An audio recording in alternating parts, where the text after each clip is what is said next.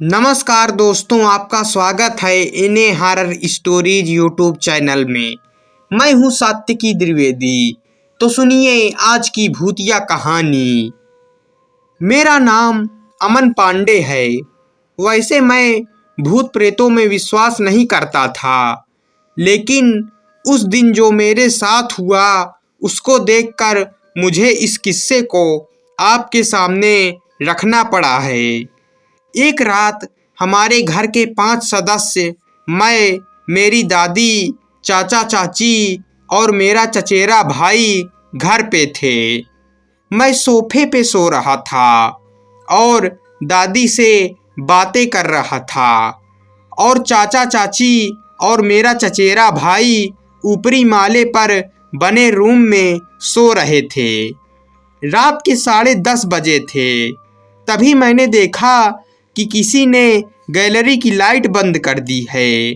जिस रूम में हम बैठे थे वो गैलरी से थोड़ा दूर था और मुझे वहां से गैलरी में कुछ नहीं दिख रहा था। मैंने सोचा कि लाइट मेरे चचेरे भाई आकाश ने बंद की होगी। ये सोचकर मैंने आकाश को आवाज लगाई और वो बोला, क्या है भैया?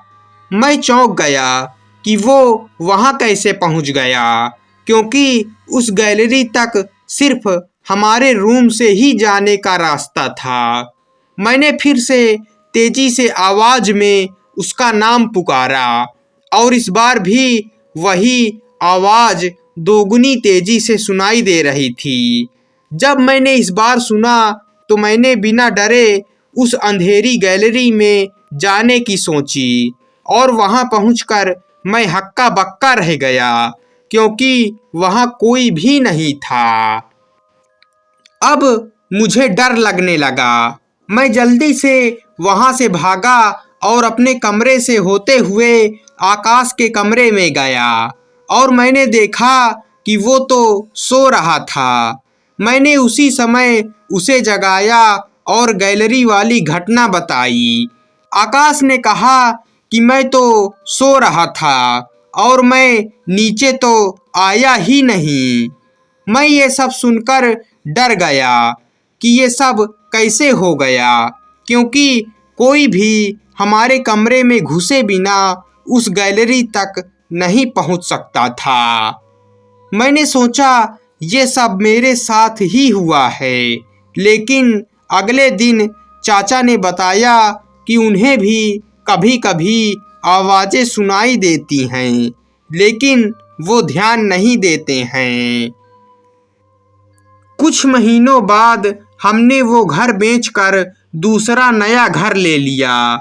कुछ दिन बाद हमें पता चला कि उस घर में हमसे पहले एक फैमिली रहा करती थी। उस फैमिली में एक लड़का था जिसकी करंट लगने से मौत हो गई थी। तब से उसकी आत्मा उस घर में भटकती है। तो दोस्तों, ये कहानी यहीं पर ख़त्म हो जाती है। कहानी पसंद आई हो तो वीडियो को लाइक, चैनल को सब्सक्राइब करके जाना। मिलते हैं अगली भूतिया कहानी में।